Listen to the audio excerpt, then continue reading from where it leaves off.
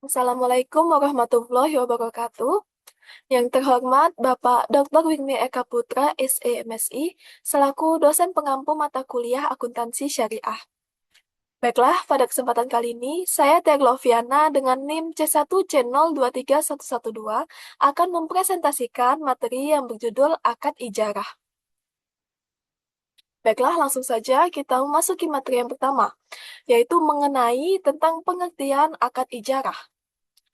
Nah, akad ijarah merupakan salah satu akad dalam ekonomi syariah yang berkaitan dengan sewa-menyewa dan upah-mengupah. Kata ijarah berasal dari bahasa Arab, yaitu al-ajru, yang berarti imbalan atau kompensasi. Nah, secara umum, akad ijarah adalah akad pemindahan hak manfaat atas suatu barang dan jasa dalam jangka waktu tertentu dengan pembayaran upah atau sewa yang disebut ujrah. Nah, di dalam akad ini yang berpindah hanyalah manfaatnya saja, bukan kepemilikan barangnya. Contohnya seperti menyewa rumah, mobil, motor, atau menggunakan jasa tenaga kerja. Jadi ketika seseorang menyewa mobil, maka mobil tersebut tetap menjadi hak pemilik kendaraan, sedangkan penyewa hanya memperoleh hak menggunakan mobil tersebut selama masa sewa.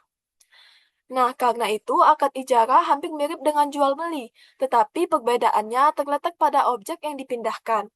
Dan dalam akad jual beli yang berpindah adalah hak milik barang, sedangkan dalam ijarah hanya manfaatnya saja. Baiklah, selanjutnya yaitu jenis ijarah berdasarkan objek.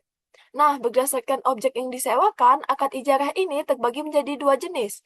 Yang pertama, ijarah manfaat barang, yaitu akad yang objeknya berupa manfaat dari suatu barang. Contohnya seperti menyewa rumah, kendaraan, gedung, atau peralatan kerja.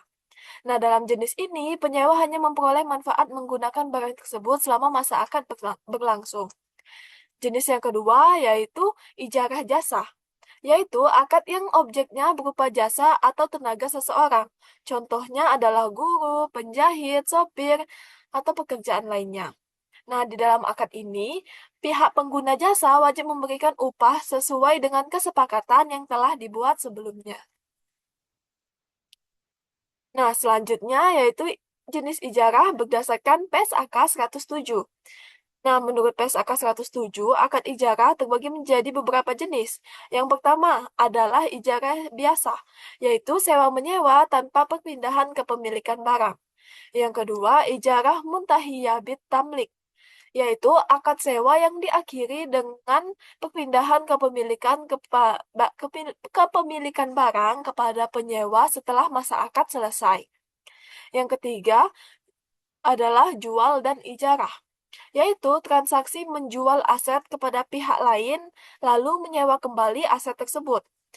Nah, yang keempat adalah ijarah lanjut, yaitu ketika penyewa menyewakan kembali barang yang sebelumnya ia sewa kepada pihak lain. Selanjutnya, dasar syariah akad ijarah. Nah, akad ijarah memiliki dasar hukum yang kuat dalam Islam, baik dari Al-Quran maupun dari hadis. Nah, di dalam Al-Quran, salah satu dasar hukum ijarah terdapat pada surah Al-Baqarah ayat 223 yang menjelaskan tentang pemberian upah kepada ibu yang menyusui anak orang lain. Nah, selain itu, pada surah At-Talaq ayat 6 juga dijelaskan bahwa seseorang wajib memberikan upah apabila telah menerima jasa dari orang lain. Nah, dasar hukum yang kedua yaitu berasal dari hadis. Nah, salah satu hadis menjelaskan bahwa Rasulullah memerintahkan agar upah pekerja diberikan sebelum keringatnya kering. Upah diberikan secara adil sesuai dengan manfaat yang diberikan, dan kewajiban membayar upah pekerja tepat pada waktunya. Nah, hadis tersebut menunjukkan bahwa Islam sangat menekankan keadilan dan penghargaan terhadap tenaga atau jasa seseorang.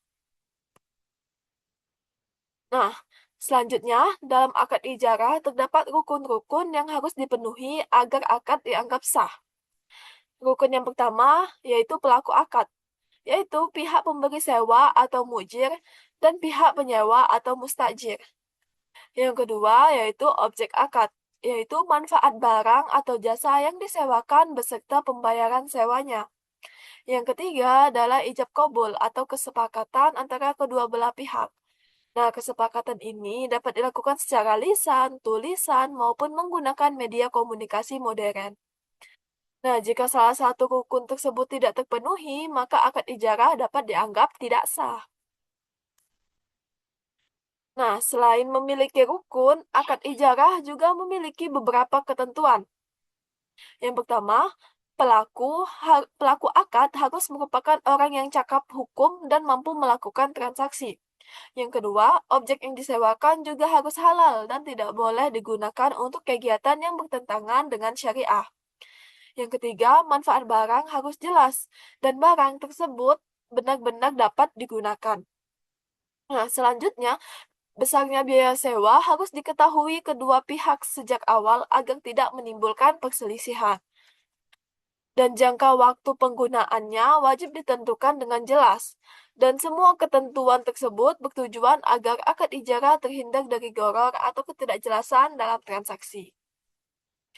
Nah, yang selanjutnya itu ada berakhirnya akad ijarah. Nah, akad ijarah ini dapat berakhir karena beberapa hal.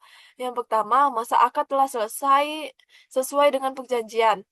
Yang kedua, adanya kesepakatan kedua pihak untuk menghentikan akad sebelum waktunya. Yang ketiga, objek yang disewakan mengalami kerusakan sehingga tidak dapat digunakan lagi.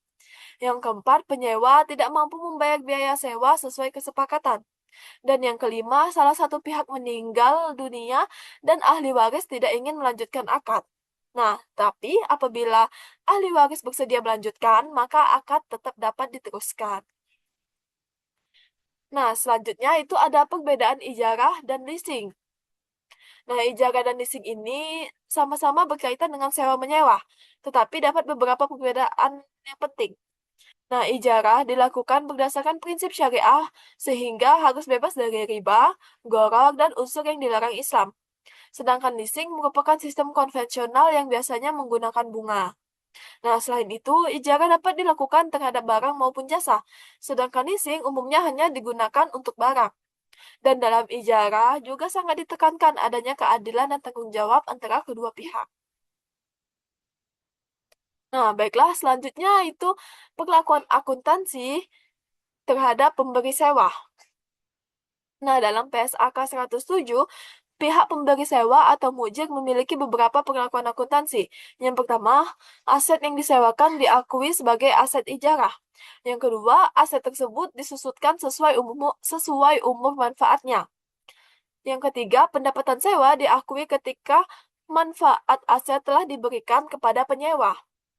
Dan selain itu, pemberi sewa juga menanggung biaya perbaikan tertentu selama kerusakan bukan disebabkan oleh kelalaian penyewa.